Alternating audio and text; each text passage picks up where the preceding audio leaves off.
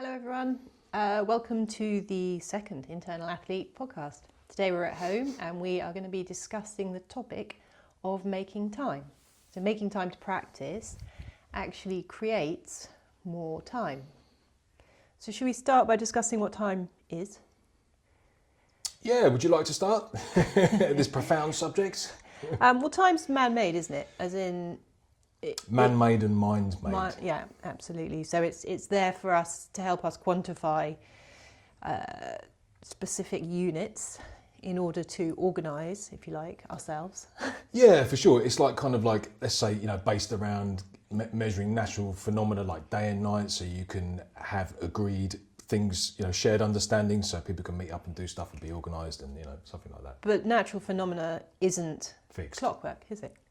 So actually, yeah, there's a difference between man-made time and natural phenomena. Yeah, well, that's funny because actually, we just changed our clocks on Saturday night, didn't we? To spring forward, so we lose an hour's sleep. I was thinking, why can't we just keep it the same, or rather than jumping around all the time? So that's kind of like the conventional view of time, which is really important. You do want to have a grasp of conventional time. Well, yeah, some people struggle with time, don't they? Some people can struggle Keeping with time. conventional time because if you don't, it's very difficult to interact with other people.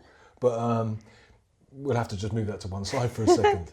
And then there's everyone's individual experience of time, isn't it? Which can vary hugely. That's what we're really talking about, isn't it? Yeah, absolutely. And I guess that depends on physiology, mind and body, doesn't it? The condition of your mind and body at that state. It makes much more of a difference than most people would ever think. The physiological state, the state of your body, the state of your nervous system, the quality of the mind, strata. These things are make a huge difference, and they're the things that we're basically training when we do training. Well, I guess 5 minutes. 5 minutes can seem like a very long time, can't it? Depending on what you're doing. Hours can fly by, exactly. Yeah, You're yeah. completely absorbed in what you're doing. Yeah, it just goes to show. I mean, I think that's something that people learn when they come to class, isn't it? Like people often say, "Oh wow, that flew by," or occasionally that seemed like a very long time, depending on what exercise we're doing. Yeah. So it's highly variable. It's your experience. It's experiential, really. That's what we're talking about, isn't it? So for if you're, just as an example, if you're quite up, let's say if you're quite wide, quite stressed, busy, I'm so busy, then it's like your internal state is rushing. So you miss out on a lot of sensory input, sensory data. And so your kind of experience of time is one which is very quick. Well, you don't have the space or the time to kind of process and respond, do you? You're much more reactive. Things become overwhelming much more easily. Yeah, you don't. And then you're not thinking straight, and you miss junctions, and you forget to take things, and things. That's what happens, isn't it? And accidents happen ultimately, unfortunately. Yeah, absolutely. I mean, I'm laughing because I don't know why. It's not funny. It's just because it's so common, right? Isn't it? It's what we hear a lot, isn't it, from the people that we teach and from friends and family about I'm so busy. I don't have time to do anything else because I'm so busy. But that's a part of our culture as well, isn't it? Of our modern culture, we kind of like pride ourselves on our level of business. So busy equates, to success, success. And if you want something done, ask a busy person. But I think busy should be swapped for efficient, really. Yeah, well, that's interesting, isn't it? Because business very often isn't very efficient at all. That's inefficient. Yeah. So moving on to making time to practice. So that's one of the things, again, that people find very difficult. I don't have time to do my practice because I'm so busy, isn't it?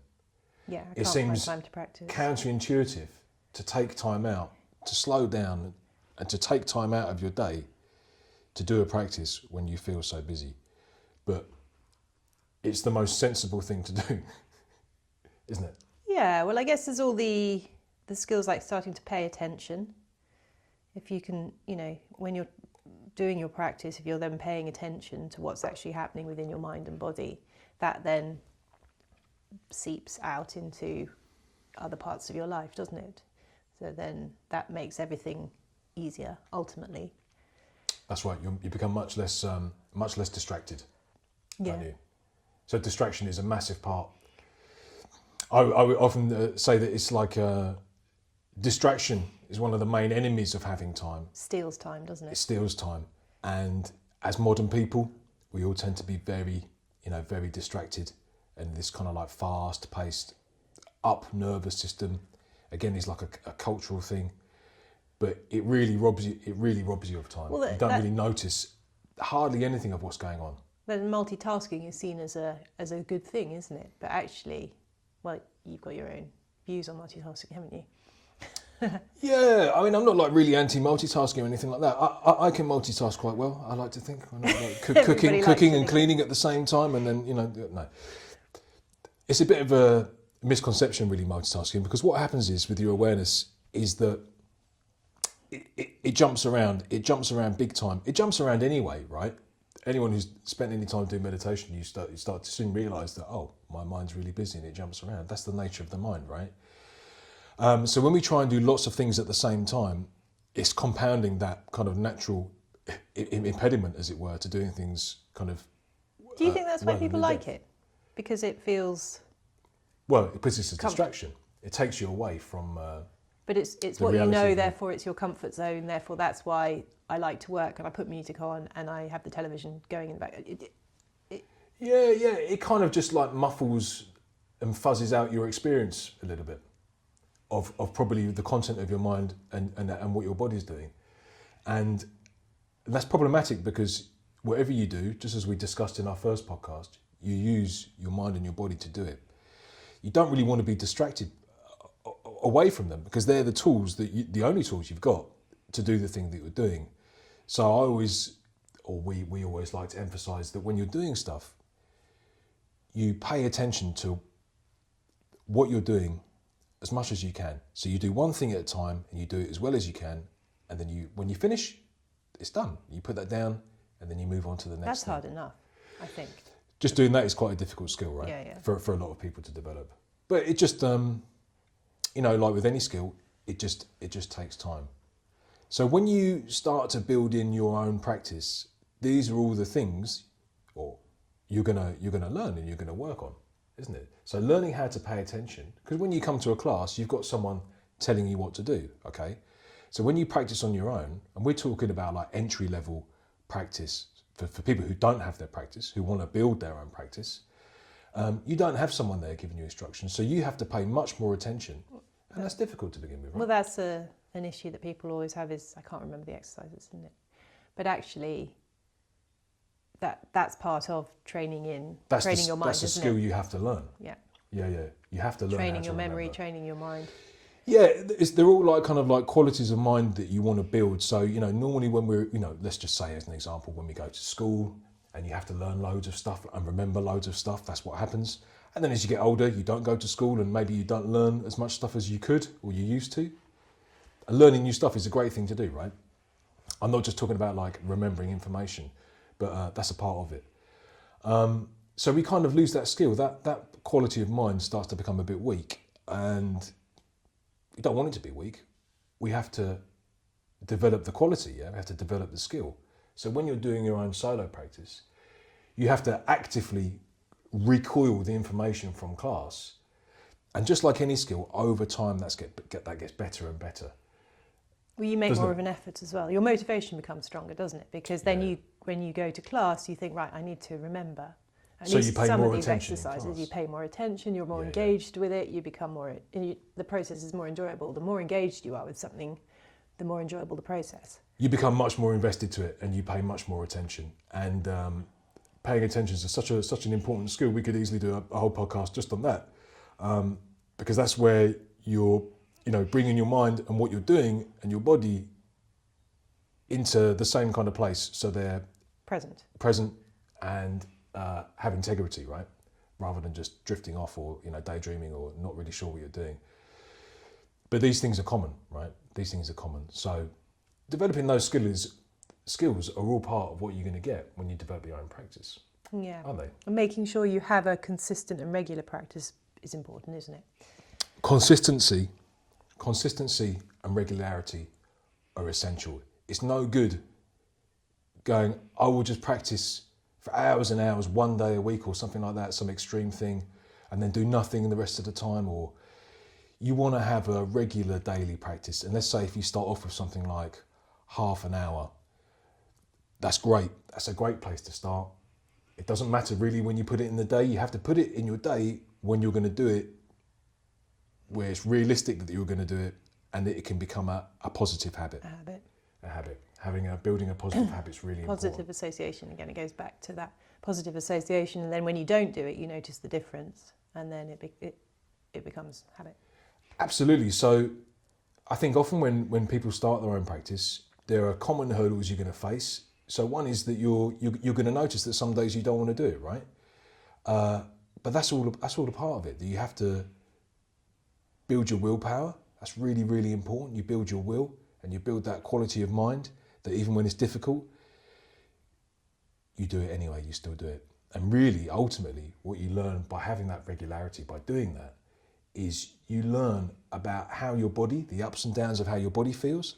So if you just say, oh, today my back hurts, I won't do anything. It's no good. Doing the training is so good for your body. However, whether it's tired, whether you're full of beans, it doesn't matter.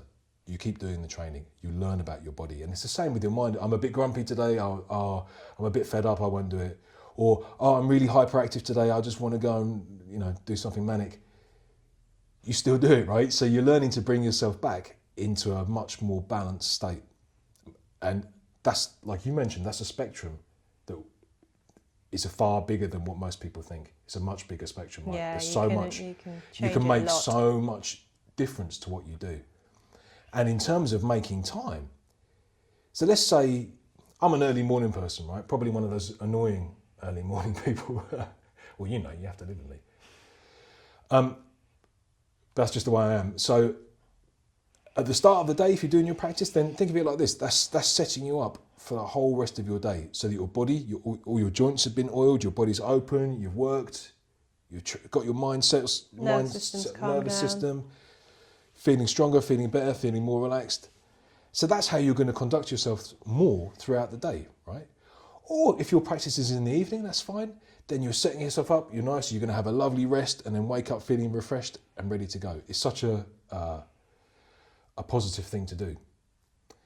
And again, in terms of making time, just something as simple as reducing discomfort in your body or reducing illness, like chronic pain and illness is very, very common. And, like low to mid-level mental health issues are very, very common. So if you just reduce them, this is what the practice is for, right? It's going to change those things. Free up more time. You're going to have so much more time. If you're always reliant on the NHS or something, or it doesn't. You become independent. It's such an important quality to build, isn't it? Yeah, definitely. Can you think of any other things in terms of building that regularity that people might bump up against, or might ask about? We did not remembering things, didn't we? Yeah, not remembering things. No, the main things I think we've covered is not remembering things and just being too busy or not having time. But yeah. Motivation? Can you talk about that a little bit? We have discussed that a bit. Yeah. As you feel better, it becomes natural, doesn't it? Yeah, it's self-perpetuating. Yeah. You miss it when you don't do it then. Yeah, you build that momentum. Yeah, I mean, people will ask me in the class, do you do your own practice when you're not teaching? It's like, yeah, because otherwise my body feels cranky. I feel cranky. I don't want to feel cranky. I'd much prefer to feel relaxed and able to move. And it's something you become, isn't it? It's not kind of something you do. It's something you become, and the depth in which that kind of permeates your life is not in any kind of like weird way, in a really obvious, practical way, functional way that really enhances your enjoyment of life. Right? It's I can't emphasise enough how much of a benefit it is. So it's worth making time. It's well worth making time for. And everybody has their life circumstances, which to begin with make it difficult to make time to do a practice. We have fairly normal lives. We've got kids and jobs and hobbies and, But we make plenty of time to practice. It gives us so much time, doesn't it? Yeah. Yeah, time to deal with things effectively, taking our time to do stuff. Yeah, and I think just going back to, I think we made this point already, but that it increases your depth of perception, doesn't it?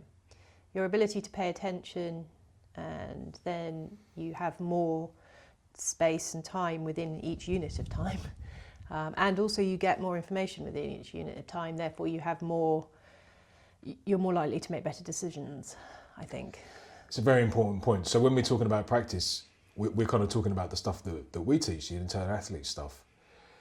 And so as you open your body and you build in that structural integrity, and your senses become much more alive, your body's much more alive, and your mind's calmer, so you have that space, you have so much space and time to ingest the sensory experience, don't you?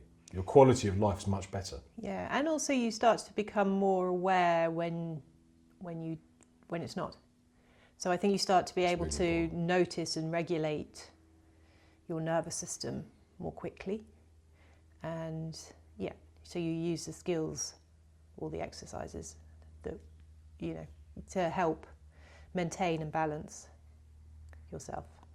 Yeah, it's a really important part of it, isn't it? It's essential. So it's like you can't make your life, and you don't want to make your life free from stress. It's impossible. But your relationship to stress is something you can change a lot, and change in a really beneficial way. So just as Antonia said, when you start to, if you have that, perception, your increased depth of perception in your body, you think, I am becoming, my stress levels are elevating. There are loads of signs from really early on, right, where you can take a step back, you can slow down, you can bring yourself back to balance. Take a breath, yeah. And then the stuff in your life, the stresses, you can then deal with them much more effectively. It takes much less time, right, because you don't then create unnecessary friction with the people you're interacting with or the situation. Make mistakes and things, then I've got to go back and then sort that out. And because you do it much better, much more effectively because of that nice open level of perception. And that sort of brings us on to rest as well. The need to rest, isn't it? To take some time just to do nothing is useful, isn't it? So useful. I think people don't. Culture doesn't. The culture doesn't really allow for proper rest. I don't think it's seen as, well, it's not. Yeah. Rest is kind of almost seen like laziness because you're not being busy. You should be busy all the time, and you shouldn't rest in. I only sleep 3 hours a night. Oh, well done. It's nonsense. If you don't rest, I mean, I'd say that most people I know don't rest properly, right? Enough. Don't rest enough and don't rest properly. So what that means is that your machine is running nowhere near optimum. You need that time to regenerate your body and to rest the mind as well, to a certain extent. It's really important. Definitely. So if you have a practice and you're getting in touch with the natural feeling in your body, getting in touch with nature, which is what your body's part of, you learn all these things. You strip away the distraction that your mind spins, the conditioning, and you start to really feel and know what's going on. So cultural conditioning, yeah. Cultural conditioning, yeah. Resting is super important. If you rest, you'll have more time. Yeah, so you make time to practice and then make time to rest, and then soon you'll be too busy practicing and resting. Well, it's interesting, isn't it? Because I remember a client saying to me, "Oh, you probably never rest the amount that you do." I said, "It's because I rest that I can do what I do. It's like I wouldn't be able to do half of what I do otherwise." So it's counterintuitive, the whole thing. Making time to practice makes more time, making time to rest makes more time. But it's true. Yeah, you've got to slow down. Right, when things are, when you start to experience the stress and the stresses, so like I said, you can't get away from stresses, but how you deal with stress, you can change a lot. If you slow down and you've got those tools in place that come from your own practice, you're gonna know what's going on. You're gonna be in a much, much better position for everything that you do. Because just like we spoke about in the first podcast, everything you do in life, you do it with your body and your mind, right? That's what you've got to work with. That's what you've got to work on when you're doing the training, isn't it? Yeah. But resting, paying attention, they're the good topics for a separate podcast. Yeah, absolutely. So is that enough for today, or can you think of anything else? No, I think that's probably it. Okie dokie. So thanks very much, everybody. Thank you. and we'll see you again next time.